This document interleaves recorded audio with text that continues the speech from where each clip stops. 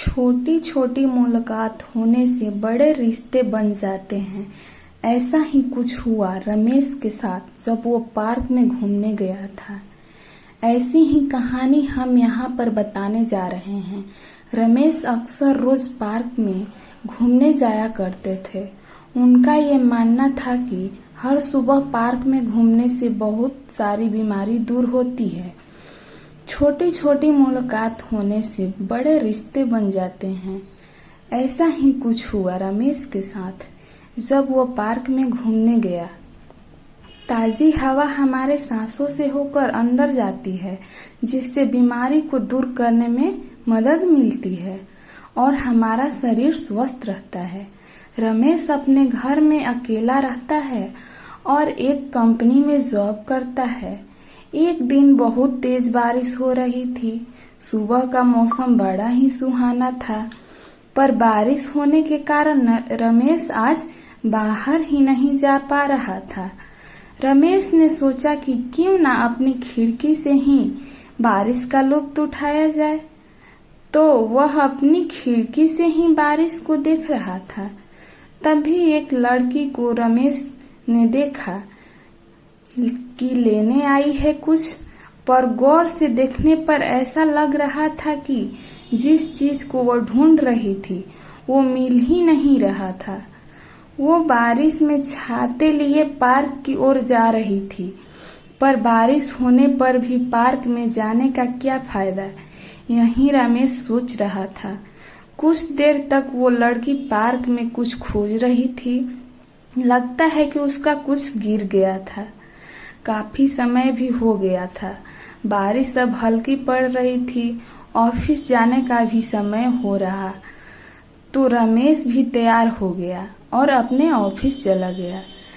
रमेश अपने ऑफिस में बैठा यही सोच रहा था कि वो क्या ढूंढ रही थी। ऑफिस से आने के बाद रमेश ने सोचा कि क्यों ना उस पार्क में चला जाए और देखा जाए कि वहां पर क्या है। इसलिए रमेश ऑफिस से आया और देखने के लिए चला गया कि वो क्या ढूंढ रही थी, पर कुछ देर होने की वजह से दिखाई नहीं दे रहा था।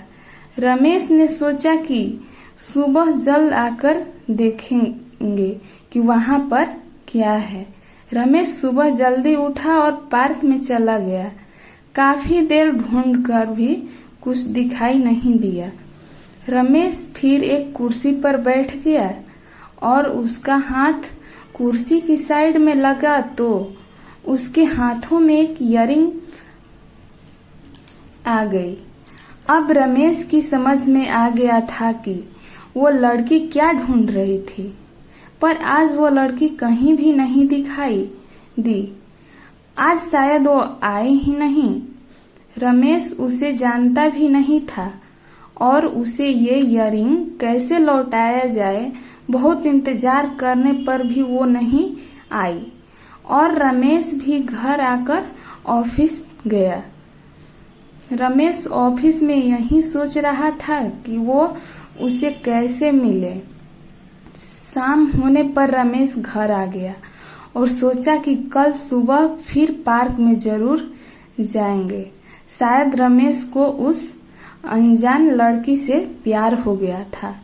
सुबह होते ही रमेश पार्क में गया और वो लड़की अपने फ्रेंड के साथ वहां पर घूमने आई थी, पर रमेश को बड़ा अजीब लग रहा था कि वो उसके कैसे बात करे और उससे इयररिंग कैसे दे। रमेश बस पार्क में ऐसे ही घूमता रहा और हिम्मत करके उसने उस लड़की से बात की और कहा कि आपकी जो चीज यहाँ पर गिर गई थी वो मुझे मिल गई है। लड़की ने जैसे ही सुना तो उसके चेहरे पर हल्की सी मुस्कान आई और बोली, कहाँ पर है, दे दीजिए।